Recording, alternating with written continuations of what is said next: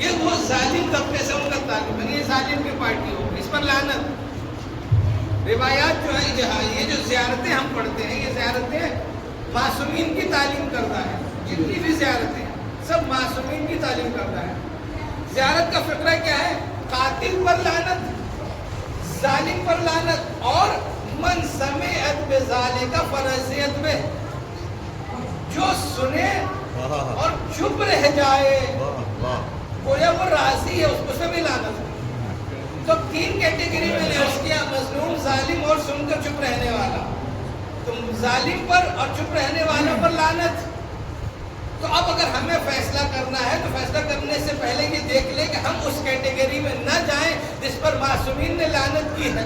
تو اب اس سے بچنا ہے تو ہمیں کہاں آنا ہوگا؟ مظلوم کے ساتھ آنا ہوگا۔ جب مظلوم کے ساتھ آئیں گے تو پھر کیا صرف مظلوم کا یہ کہہ دیں کہ ہم مظلوم کے ساتھ ہیں اور کل بس ہو گیا؟ نہیں، ہم بھی اسی مقصد کو پورا کریں جس کے لیے وہ مظلوم بیچارہ مظلوم ہو رہا ہے، اس پہ ظلم ہو رہا ہے، اس کو شہید کیا جا رہا ہے، قتل کیا جا رہا ہے۔ تو ہم کیا کریں؟ ہم کم سے کم اپنے کردار میں اس کردار کو لانے کی کوشش کریں، اپنی زندگی میں اس زندگی کو لانے کی کوشش کریں، اسی مقصد کو ہم بھی فالو کریں جس کے لیے وہ مظلوم ہو رہا ہے، سبحان اللہ، جس کے لیے وہ شہید ہو رہا ہے۔ وہ ایسے نہیں، اب اگر آپ غور کریں جھگڑا کس چیز کا ہے؟ بے شک، واہ واہ واہ، جھگڑا ہے کس چیز کا؟ ہاں، بہت سے لوگ کہتے ہیں مجھے ایک ملک کا جھگڑا ہے بھائی ہم کیوں بولیں؟ بہت سے لوگ کہتے ہیں یہ ایمان کی لڑائی ہے، ہمیں سب کو بولنا چاہیے۔ آخر ہے کیا معاملہ؟ معاملہ وہی ہے، مولا کائنات نے آخری وصیت میں فرمایا کہ ہمیشہ ظالم کے خلاف رہنا اور مظلوم کے ساتھ ہی رہنا، بس یہی فرق ہے۔ باقی قومیں مظلوم کے ساتھ چپ سے بیٹھی بھی ہے، اس لیے انہیں کچھ نہیں ہو رہا ہے، بس یہ علی والا ہے جو بول رہا ہے، سبحان اللہ، ظلم کے خلاف بول رہا ہے۔ علی والے نے یہ نہیں سوچا کہ ظلم کس پر ہو رہا ہے، ظلم کہاں ہو رہا ہے، ظلم جہاں بھی ہو ظلم کے خلاف آواز ہم اٹھائیں گے۔ سبحان اللہ،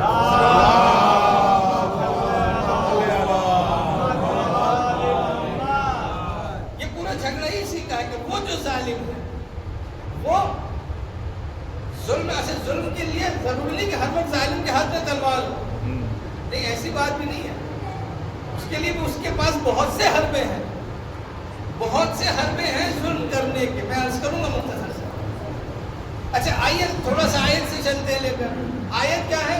وَلَا تَحْسَبَنَّ الَّذِينَ قُتِلُوا فِي سَبِيلِ اللَّهِ أَمْوَاتًا، جو اللہ کی راہ میں مر جائے اسے مردہ نہیں سمجھو، بل احیاء، وہ زندہ ہے، عند ربہم یرزقون، اور اپنے رب سے رزق نہیں پا رہا۔ یہ ہماری اردو کی کمی ہے۔ اردو میں رزق کہتے ہیں کھانے کو، اردو میں رزق ہے کھانے کو، جو بھی ہم کھا رہے ہیں، جو میل جسے ہم کہتے ہیں، غذا، خوراک، یہ ہے رزق۔ لیکن عربی میں رزق صرف کھانے کو نہیں کہتے، انسان کی زندگی کی ہر چیز، ہر ضروری چیز جو اسے چاہیے اسے کہتے ہیں رزق۔ آپ پڑھتے ہیں نا اللہم ارزقنا شفاعت الحسین، یہ ذکر وہی رزق سے ہے۔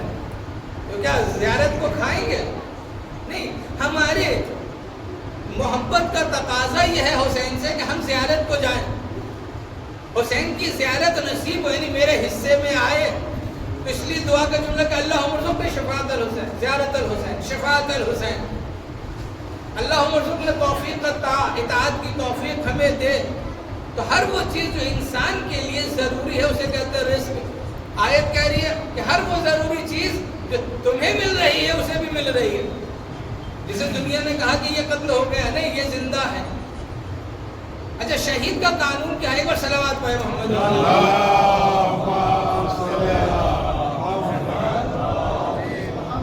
شہید عام طور سے اسے کہا جاتا ہے جو میدان جنگ میں مرے۔ کیا کہنا؟ میدان جنگ میں دشمن سے لڑتا ہوا قتل ہو جائے اسے کہتے ہیں شہید۔ سب جگہ یہی بات ہے، یہی ڈیفینیشن ہے۔ تو ہم ان لوگوں کو بھی شہید کہتے ہیں جو میدان جنگ میں تو نہیں تھے۔ خود ابھی جو رہبر معظم شہید ہوئے کہاں تھے؟ یہ اپنے دفتر میں میٹنگ کر رہے ہیں، بم گرا شہید ہو گئے، سب کہہ رہے شہید ہو گئے، تو میدان جنگ میں تو گئے نہیں، پھر شہید کیسے؟ جس کا مطلب یہ ہوا کہ شہید ہونے کے لیے میدان جنگ میں جانا ضروری نہیں ہے. ورنہ ایسے دیکھیں تو امام حسین علیہ السلام کے علاوہ کون امام میدان جنگ میں شہید ہوئے؟ کوئی امام؟ کسی کو زہر دیا گیا. مولا کائنات کو تلوار لگی لیکن سجدے کی حالت میں تھے، یعنی حالت جنگ میں نہیں تھے. باقی ائمہ کو زہر دیا لیکن سب شہید ہیں. تو پھر مطلب یہ ہوا کہ شہید میدان جنگ میں مرنے سے محدود نہیں ہے. تو پھر کیا ہوگا؟ پھر یہی آیت کہے گی فی سبیل اللہ، اللہ کی راہ میں مر جائے تو اللہ کی راہ کے لیے میدان جنگ ہونا ضروری نہیں ہے. اگر وہ اللہ کی راہ میں وہ اپنے دفتر میں بیٹھ کر دین کی حفاظت کے لیے بات بھی کر رہا ہو تو وہ بھی شہید ہے. جو دین کی حفاظت کے لیے دین کی تقویت کے لیے سجدے میں چلا جائے اور وہاں ضربت لگ جائے وہ بھی شہید ہے. جو دین کو بچانے کے لیے زہر کا پیالہ پی لے وہ بھی شہید ہے. تو مقصد کیفیت شہادت نہیں ہے، مقصد شہادت ہے. کس بنا پر شہید ہو رہا ہے؟ بہت سے ایسے ہیں جو میدان جنگ میں قتل تو ہوتے ہیں لیکن شہید نہیں ہوتے، وہ ہلاک ہوتے ہیں. بہت سے ایسے ہیں جو اپنے بستر پہ جان دیتے ہیں لیکن وہ شہید ہوتے ہیں. تو مقصد کیفیت شہادت نہیں ہے، فلسفہ شہادت ہے. صلوات پڑھیں محمد تو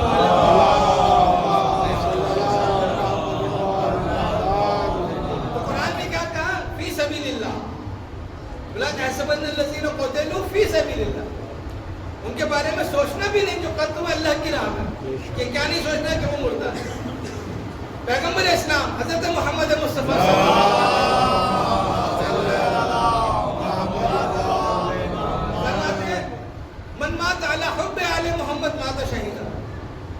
جو اہل بیت کی محبت میں مرا وہ شہید ہے.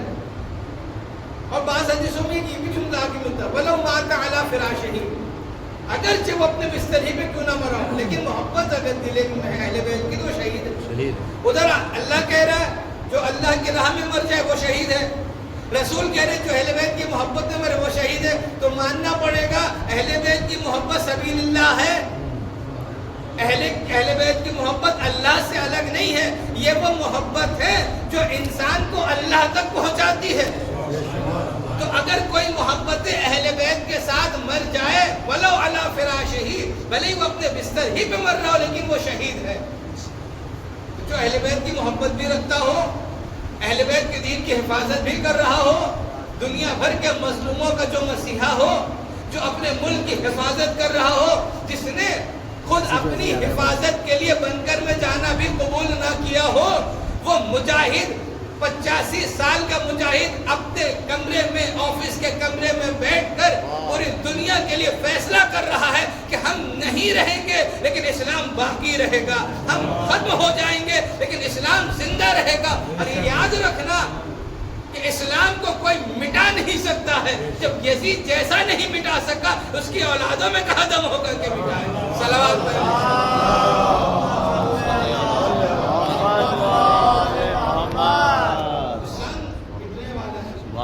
سبحان اللہ. دیکھیں اگر اسلام کو مٹنا ہوتا تو کربلا میں ختم ہو جاتا.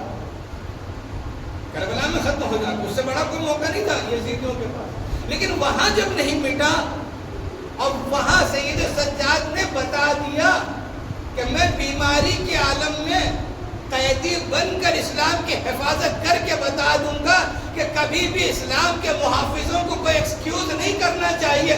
جہاں بھی ہو جس حال میں ہو اسلام کا دفاع کرو. جہاں بھی ہو. اچھا یہ جنگ ہوتی ہی کیوں ہے؟ یہ سارا ہنگامہ دنیا میں مچا ہی کیوں؟ اس کے لیے بھی تھوڑی سی ایک بات عرض کرتا ہوں. اس کی سارے فساد کی جڑ کیا ہے؟ سارے فساد کی جڑ ہتھیار ہے. سارے فساد کی جڑ یہ ہتھیار ہے. جب ہتھیار ہوگا تو فوج ہوگی. جب فوج ہوگی تو فوج کا استعمال ہوگا. جب فوج کا استعمال ہوگا تو اس کے لیے وجہ بنے گی. اسلام میں آرمی کا کوئی کانسیپٹ نہیں ہے. اسلام میں مذہب اسلام میں آرمی کا کوئی کانسیپٹ نہیں ہے. کیونکہ اسلام میں ہتھیار کا کانسیپٹ نہیں ہے. ہتھیار نہیں، کانسیپٹ نہیں ہے، فوج نہیں ہے. جب فوج ہی نہیں ہوگی تو جھگڑا کیسے ہوگا؟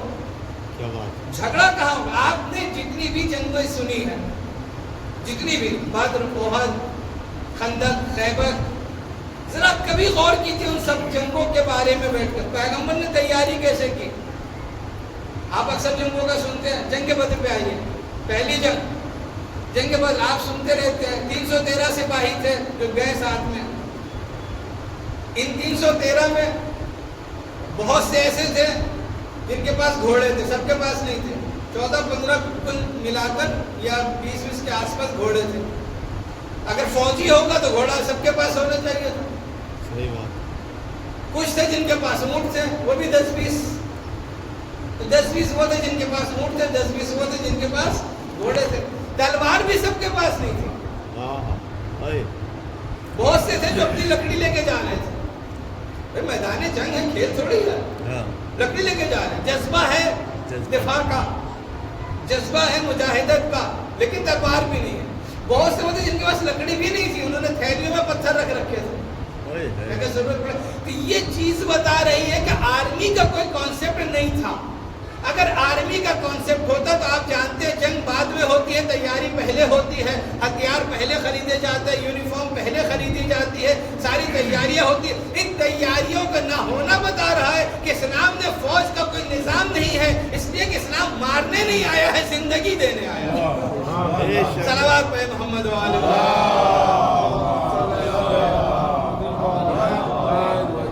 اتنا سب کو جاننا چاہیے کہ اپنا دفاع کر سکے. اس لیے پیغمبر ان نہتوں کو بھی لے گئے تھے کہ تمہارے پاس تلوار نہیں ہے تو کیا وہ کم سے کم دفاع کرنے کا تو حق ہے تمہارا. تم پتھر ہی کے ذریعے سے اپنا دفاع تو کر سکتے ہو، تم لکڑی ہی کے ذریعے سے اپنا دفاع تو کر سکتے ہو. دفاع کا حق ہے، حملے کا حق نہیں ہے. اس لیے کوئی فوج نہیں. اب یہ جھگڑا کہاں سے شروع ہوا؟ ایک قوم ابھری جس نے اپنے چہرے پہ سفید پوشوں کا نقاب لگایا کہ ہم تو امن پسند ہیں، اور اس نے کارخانہ ڈالا ہتھیار بنانے کا. اب ہتھیار بنائیں گے تو فائدہ کب ہوگا؟ جب بکے گا. ہتھیار بکے گا کب؟ جب آپ کو بھوک لگتی ہے تبھی بریانی خرید کے لاتے ہیں. صحیح بات. لیکن دن بھر روزے سے تو پھر بریانی کی دکان کی طرف بھی نہیں دیکھتے. لاکھ اچھی خوشبو آ رہی ہے. پابندی ہے. آپ ابھی ماہ رمضان گزرا، کئی بار اتفاق ہوا ہوگا آپ ادھر بٹلہ ہاؤس گزر رہے ہیں کہیں بھی، یہاں سے لے کر بٹلہ ہاؤس مارکیٹ تک کم سے کم 50 دکان تو ہوگی جہاں کھانے مل رہے ہیں. تو کھانے والے بھی کیا کرتے ہیں؟ ہوٹل والے بھی پردہ لگا دیتے ہیں. کیوں بھائی؟ کھانا وہی تو جو ہم کھاتے ہیں وہی تو ہے. یعنی ابھی چونکہ لوگ روزے سے ہیں تو ان کو دکھانا بھی نہیں ہے، ان کو دیکھنے میں بھی رغبت نہیں ہے، ہم چھپا کے رکھیں گے. تو جب تک ضرورت نہیں ہوگی چیز بکے گی نہیں. تو اگر چیز بن رہی ہے، بیچنا ہے تو ضرورت ایجاد کرو. تو کیسے ہوگا؟ تو یہ سفید پوشوں نے جب ہتھیار بنائے تو انہوں نے جا کر ضرورت ایجاد کی. ایک سے کہا فلاں تمہارا دشمن ہے، اس سے حفاظت کے لیے ہتھیار خریدو. جب ان کو ان کو دلوا دیا، پیدا ہوا، مال بکا. اب ان کے پاس گئے، ارے فلاں نے اتنا ہتھیار تمہارے خلاف خریدا، ان کو بھی دلا دیا. اب اس کے بعد دونوں کو لڑا دیا، دونوں خود سے ہتھیار مانگ رہے ہیں. اب تیسرے نے دیکھا اچھا ہے یہ ہتھیار سے جنگ ہو رہی، ہم بھی خرید کے رکھے، کل کہیں یہ دونوں ہم پہ نہ حملہ کر دیں. تو اس طریقے سے دہشت گردی کو سفید پوشی میں پھیلایا گیا. اور اس کے بعد اب جب پیسے آنے لگتے تو لالچ بھی بڑھتا. پھر 1 سے 2، 2 سے 4، 4 سے 10 ملکوں کو، حکومتوں کو بانٹنا شروع کر دیا. اور ایک کے خلاف پہلے ان کو دلواتے، پھر کہتے دیکھو ان کے پاس یہ آ گیا تم بھی خرید لو. اور کتنے بیوقوف حکمراں ہوتے ہیں جنہیں یہی نہیں سمجھ میں آتا ہے کہ ان کی ذمہ داری کیا ہے.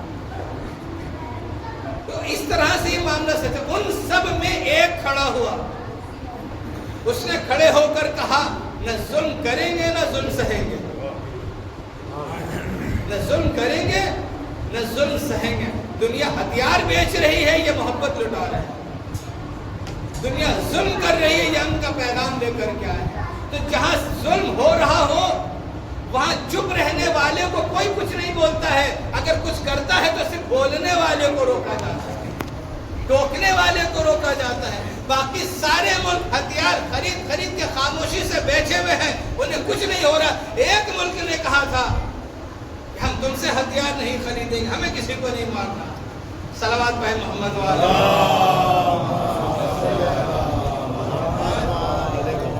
لیکن چونکہ اب پوری دنیا میں ہتھیار ہے، اگر ہتھیار پہ تو رہا نہیں جا سکتا ہے، کیونکہ آپ دیکھیے نا کیسا حملہ ہو رہا ہے. تو پھر اسلام نے یہ بھی کہا ہے کہ تم کسی سے پیچھے بھی نہیں رہنا. اگر دنیا میں علم کا زمانہ ہو تو تم سب سے بڑے عالم ہونا، اگر ٹیکنالوجی کا دور ہو تو تم سب سے بڑے ٹیکنالوجی کا ایکسپرٹ ہونا، اگر ماحول ایسا ہو کہ جنگ دنیا میں زمین پر ہو رہی ہو تو تم اس کے بھی مجاہد رہنا، اگر جنگ ہواؤں میں ہو رہی ہو تو تم اس پہ بھی بھاری پڑنا، اگر جنگ فضاؤں سے نکل کر خلا میں ہو رہی ہو تو تم اس پر بھی بھاری پڑنا، اگر دشمن اسپیس سے آ کر تمہارے اوپر ٹیکنالوجی کا زور دکھا کر تمہارا نیٹ ورک خراب کرے، تم اسی اسپیس کو ہیک کر کے بتا دینا علی والے کہیں پیچھے نہیں رہتے. صلوات پہ محمد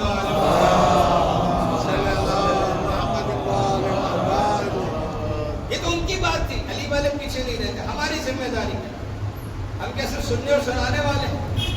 ہماری ذمہ داری ہے کہ ہم اسی سبق کو لیں اور اپنے علاقوں میں اپلائی کریں. انہوں نے لاکھ پابندیوں کے باوجود، لاکھ مشکلات کے باوجود دو کام بہت ضروری کیا، دو کام بہت اہم بنیادی کام کیا. ایک تعلیم اچھی دلوائی ہے، تعلیم اچھی تعلیم دلوائی. دوسرا اہل بیت کی شناخت کروائی، اہل بیت کی محبت. ہم اہل بیت کو بس اتنا جانتے ہیں کہ محرم آئے گا تو بریانی بٹے گی، ہم اتنا ہی جانتے ہیں. محرم آئے گا بریانی بٹے گی، حاضریاں ملیں گی، تبرک بٹے گے، دستے لگیں گے، ان دستوں میں جھگڑے بھی ہو جائیں گے، کبھی علم کا کمپٹیشن ہوگا، کبھی نوحہ خانی کا کمپٹیشن ہوگا. اس کے بعد باہر نکلیں گے، نوحہ ماتم کر کے آ رہے ہیں، تھک گئے ہیں یا حسین کہتے کہتے آ کے بیٹھ کے دشمن کا ایک پیکٹ کھولیں گے، منہ میں ڈالیں گے. سمجھ گئے نا؟ تو ہماری عزت آئی. انہوں نے یہ نہیں سکھایا، انہوں نے انجمنیں نہیں بنائی، دستے نہیں بنائے وہ سب ہیں، لیکن اس طرح سے نہیں، شبداریاں نہیں کی ہیں. انہوں نے حسین کو سکھایا،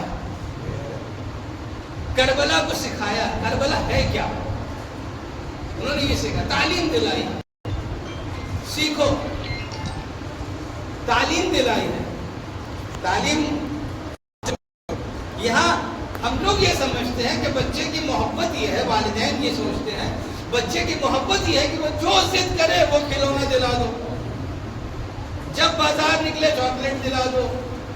گھر میں موبائل بچوں کے ہاتھ میں رہتا. بہت دفعہ تو ایسا بھی ہوتا ہے کہ کوئی کال کر رہا ہے، بچہ وہ کاٹے جا رہا ہے. کیوں؟ کیونکہ بچہ گیم کھیل رہا ہے. ہوتا ہے نا یہی ہے. اب جب بات ہوئی، جب بھیا جناب کے پاس وہ موبائل آیا، دیکھا ارے فلاں صاحب کی 8 مس کال. اب کال کیا، پتہ چلا معاملہ خراب ہو گیا. ارے کیا کرے، بچہ موبائل لے رہا تھا. تو بچہ آپ باپ ہے، وہ باپ نہیں ہے. آپ بڑے، وہ بڑا نہیں. ایران والے بچوں کو موبائل دے کر کے گیم میں بزی نہیں کرتے ہیں. بچہ بولنا شروع کرتا ہے، دعا کی کتاب پڑھا کر کے کہتے ہیں، ہاتھ میں دے کر کے کہتے ہیں پڑھو، سیکھو. آپ جو بھی زیارت کرنے کے ہوں گے دیکھا ہوگا، انشاءاللہ آپ سب جائیں پھر سے دیکھیں آپ وہ چیز. جب کوئی باپ یا ماں بچوں کو لے کر روزے میں جاتے ہیں، معصومہ کل کے روزے میں، مولا امام رضا اسلام کے روزے میں، تو باپ یا ماں دو کتاب اٹھاتے ہیں. زیارت کی جو کتابیں وہاں روزوں پر دو کتاب اٹھاتے ہیں، ایک خود پڑھتے ہیں، ایک بچوں کو دے دیتے. بچہ 2 سال 3 سال 4 سال کو اسے کو مطلب بچہ پکڑنے کے قابل ہے، اس کو پکڑا دیا، دے دیا. ہمارے کیا ہوتا، اس کو اگر لے بھی لے، ہم تو دیتے نہیں ہیں. ہم سوچتے ہیں کہ بچے کے ہاتھ سے کتاب گر گئی تو گناہ عظیم ہو گیا. 10 بار غیبت کرتے تو اس سے گناہ نہیں ہوتا ہے. تو بچے کے ہاتھ سے گر جائے گی اس لیے نہ تو ڈرا دیتے ہیں. اللہ اللہ اللہ اللہ کا کتنا ڈرا دیتے ہیں، وہ صحیح میں ڈرنے لگتا ہے. اسے کتاب نہیں دیتے، اگر لے لیے تو ڈرا کر کے وہ کتاب دے دیتے. ان کو معلوم ہے بچہ ہے. شریعت نے بھی قانون 15 سال کے بعد واجب کیا ہے. ہم بچپن ہی سے کہہ دیتے کتاب گرائے گا تو گناہ گار ہو جائے گا. اللہ زیادہ جانتے ہیں کہ ہم زیادہ جانتے ہیں. تو یہ بچہ کتاب لے کے کھیل رہا ہے، اسے پتہ نہیں کیا ہے. 2.5 سال 3 سال کا بچہ غلط پلٹ رہا، کچھ نہیں آتا. لیکن باپ جس لہر میں پڑھ رہا ہے، جس انداز سے پڑھ رہا ہے، ماں جس انداز سے پڑھ رہی ہے، بچہ اس انداز کو کاپی کر رہا ہے، اس لہر کو پکڑ رہا ہے. پھر جب بچہ 3-4 سال کا ہوا تو ہوتے ہوتے اس نے پیج پلٹنے کے ساتھ اس لہر کو بھی سیکھ لیا، وہ بھی گنگنا رہا ہے، اسے نہیں پتا کیا پڑھ رہا ہے. یہ ہے شوق، یہ ہے تربیت. جب بچہ پڑھنے کے قابل ہوگا تو اب کہنے کی ضرورت نہیں پڑے گی کہ پڑھو، اب بچہ خود سے پڑھے گا اور آپ کو بھی کہے گا پڑھیے. لیکن ہم پڑھائی سے دور کر کے کہتے ہیں مولانا صاحب کوئی دعا بتا دیجیے جو میرا لڑکا پڑھنے لگے. دعاؤں سے نہیں پڑھتا ہے، تربیت سے پڑھتا ہے. صلوات پہ محمد.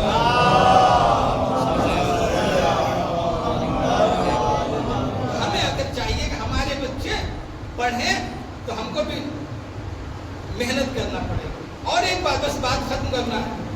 اکثر یہ ہوتا ہے ہمارے گھروں میں کہ جب باپ شام کو واپس آتے اپنے کام پر سے، دکان سے، آفس سے، جہاں سے بھی آئے، تھوڑی دیر فریش ہونے کے بعد اب وہ خود موبائل لے کے بیٹھ گئے. اب وہ دیکھ رہے ہیں. اب بچہ سوچے گا کہ یہ بھی ایک ضروری کام تو وہ تھا جو دن بھر کر کے آئے، آفس سے ہو کر آئے ہیں، شاپ تھی ان کی یا کام کر رہے تھے، جہاں بھی آئے ہیں دوسرا ضروری کام یہ. تو بچے کو کہاں وقت ملا؟ اور بچہ یا تو ڈانٹ ڈپٹ کے اس کو سلا دیا، یا اگر بچے میں زیادہ پیار ہے تو اسے بھی بغل میں لٹا لیا، وہ بھی موبائل دیکھ رہا ہے. اب وہ بھی موبائل دیکھ رہا ہے. تو ہم نے خود عادت دی. لیکن اگر یہ ہو کہ باپ گھر آئے، گھر آنے کے بعد اپنے فریش ہو لے، ریلیکس ہو لے، آرام کر لے، اس کے بعد 10 منٹ آدھا گھنٹہ صحیح بچے کو لے کر بیٹھ جائے. ہاں بیٹا اسکول میں کیا پڑھا تھا، ٹیچر نے کیا پڑھایا، دینیات میں کیا پڑھا، گھر میں کیا ہوا، ماں نے کیسے پڑھایا، کچھ یاد کرنے کا ہے کچھ سناؤ، نہیں تو کچھ یاد کرائیں. کھیل کھیل میں بچے کے ساتھ اگر اس طرح سے تربیت ہوگی تو یہ بچہ جب بڑا ہوگا تو ذمہ دار بنے گا، پھر یہ دیدار بنے گا. اور یہ جب گھروں سے ختم ہو گیا اس کا اثر مجلسوں پہ بھی پڑا. آپ دیکھ لیجیے جہاں بھی مجلس ہو آدھا مجمع باہر رہتا ہے. کیوں؟ وہ الگ بات ہے کہیں امام باڑہ یا مسجد فل ہو گئی، جگہ نہیں ہے، بالکل مجمع زیادہ ہو گیا، تو وہاں بھی ذمہ داروں کی ذمہ داری بنتی ہے کہ اگر آپ کی جگہ کم پڑے گی، مجمع زیادہ ہوگا تو ساؤنڈ کا اتنا انتظام رکھے کہ ہر ایک تک آواز پہنچے، اسکرین کا انتظام رکھے تاکہ ہر ایک مجلس سن سکے.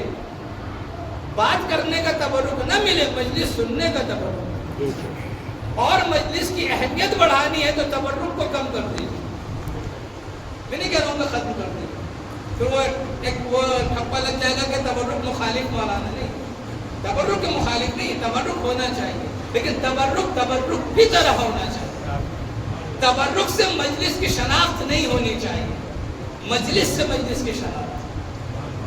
اکثر جگہوں میں مجلس ہی پہچانی جاتی ہے کہ وہ بریانی والی مجلس ہے، وہ نہاری والی مجلس ہے، وہ حاضری والی مجلس ہے وغیرہ وغیرہ. حسین والی مجلس کہاں گئی؟ جہاں بھی حسین والی مجلس ہوگی وہ مجلس ہے. کیونکہ یہ قربانیاں جو ہے نا، کربلا ختم نہیں ہوئی ہے ابھی تک، کربلا چل رہی ہے. کیونکہ مقصد وہ ہے، ایک طرف یزید ہے جو چہرے بدل کے آ رہا ہے، نام بدل کر آ رہا ہے، کردار وہی ہے کہ اسلام کو ختم کر دو. تو اسلام والے بھی تو ہوں گے نا. یہ مثلی لا یبایون اسلام جیسا اس جیسے کی بیعت نہیں کر سکتا. یہ جیسا بتا رہا ہے کہ سلسلہ ختم نہیں ہونے والا. کربلا ایک مرحلہ تھا لیکن سلسلہ ابھی بھی چل رہا ہے. ابھی بھی وہ حق اور باطل کا مارکا ہے. ابھی بھی یزید آ رہے ہیں، نام بدل کے آ رہے ہیں، عہدے بدل کے آ رہے ہیں، علاقے بدل کے آ رہے ہیں، لیکن یزید آ رہے ہیں. تو حسینی مکتب کا بھی تو کوئی ہونا چاہیے. وہ ہو کہ جو یزید کے چہرے سے پہلے سارے نقاب اتارے، اس کی حقیقت دکھائے. یزید کو مار دینا کافی نہیں ہوتا ہے. یزید کو مار دینا کافی نہیں ہوتا. اگر یزید کو مارنا ہوتا تو امام سیدھے دمشق پہنچتے اور 2-3 گھنٹے کی جنگ میں یزید کی حکومت گر جاتی. یزید کی حکومت گرتی، یزیدیت بے نقاب نہیں ہوتی. امام نے یزید کو چھوڑ کے اس کی یزیدیت کو بے نقاب کر دیا. آج بھی یہی ہو رہا ہے. جو حسین والے ہیں وہ جلدی سے ڈائریکٹ مار کے ختم نہیں کرتے ہیں، پہلے اسے بے آبرو کرتے ہیں، اس کی حقیقت واضح کرتے ہیں. آج دیکھ لیں اس 20-25 دن کی جنگ میں ان کے سپر پاور ہونے کا سارا ڈھول پھٹ گیا. مرا نہیں ہے، مرنے سے زیادہ بری حالت یہ ہو گئی ہے کہ جو 100-150 سال کا جو بھرم تھا حکومت کا ختم ہو گیا، ختم ہو گیا۔ اب ان کا خود اپنے ملک میں اعتبار نہیں رہا، اپنی قوم میں اعتبار نہیں رہا، اپنے حامیوں میں اعتبار نہیں رہا۔ تو یہ ہوتی ہے اسلام کی حکمت کہ جنگ میں بھی حکمت کا اتنا خیال رہے گا، عدالت کا اتنا خیال رہے گا کہ قاتل کے چہرے سے پہلے تقدس کے نقاب ہٹاؤ، اصلی چہرہ دکھاؤ اور بتا دو کہ یہ وہی یزید ہے، نام الگ ہے۔ صلوات پہ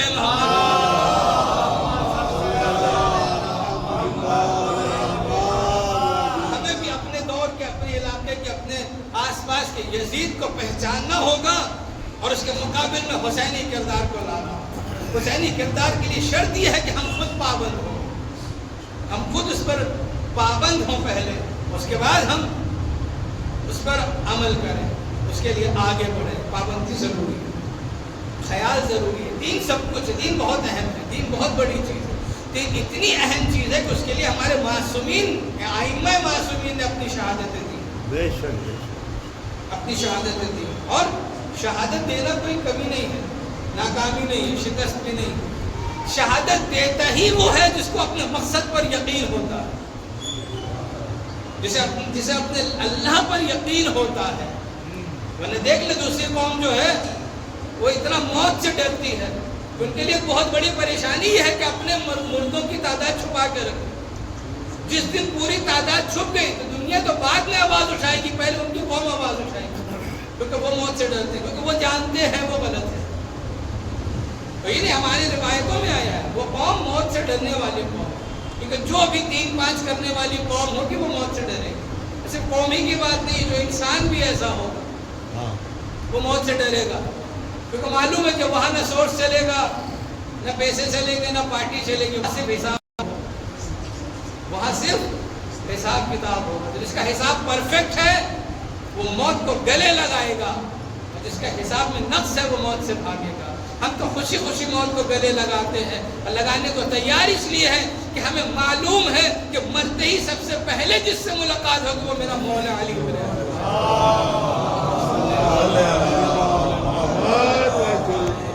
جس کا علی سے وہ موت سے خوش ہوگا، لیکن جس کا علی سے رشتہ خراب ہوگا وہ موت سے بھی بھاگے گا، اس لیے کہ علی سے پہلے سامنا ہے۔ علی پوچھ سکتے ہیں نا تم نے دنیا میں کیا کیا، سوال ہو سکتا ہے نا کیا کیا، اس کا جواب بھی تو ہونا چاہیے۔ ہم اگر چاہنے والے تو ہمیں بھی جواب دینا ہوگا، کیا کیا تم میرا نام لیتے تھے، ہر جگہ بڑے لمبے لمبے نعرے لگاتے تھے، اس کے بعد بھول گئے۔ ایسے علی والے نہیں چاہیے، ایسے چاہیے کہ جو جان دینے کے بعد بھی تیار رہے۔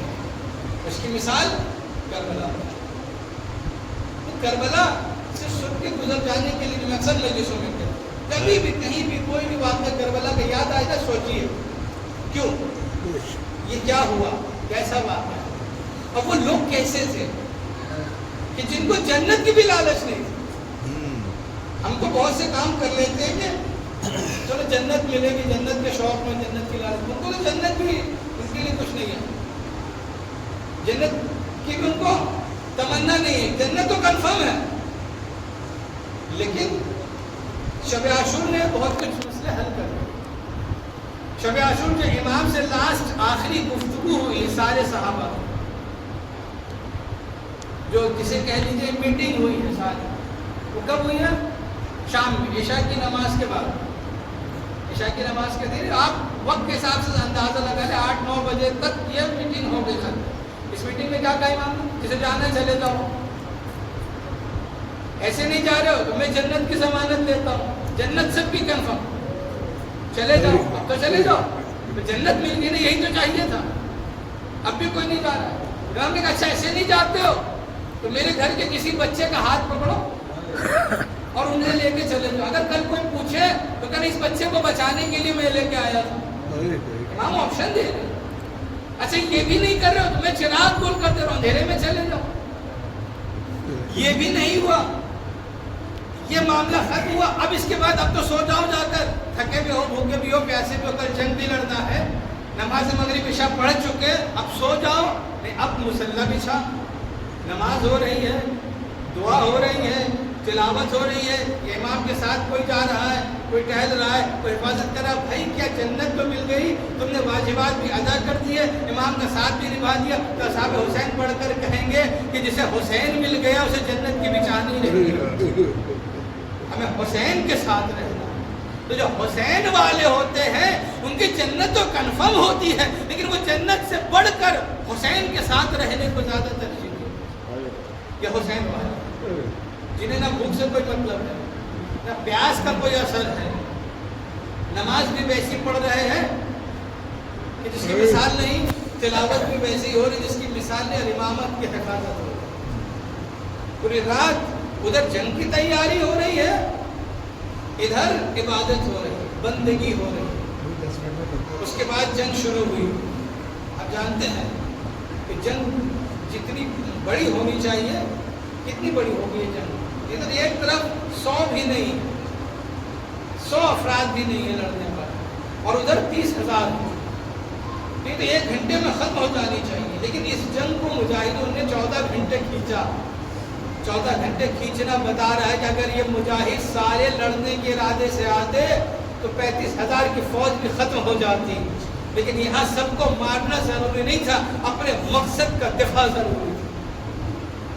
آخر تک کہہ رہے ہیں اب تو باز آ جاؤ، اب تو باز آ جاؤ، لیکن جب حجت تمام ہو گئی اب فرزند زہرا میدان میں، جسے تو آپ اکثر سنتے رہتے ہیں، وہ ساری کیفیت آپ کو پتہ ہے، آپ محسوس کر سکتے ہیں، وہ منظر کیا تھا، وہ لمحہ کیا تھا جب حسین القیادہ میں گر گئے، آخری لمحہ ہے زندگی۔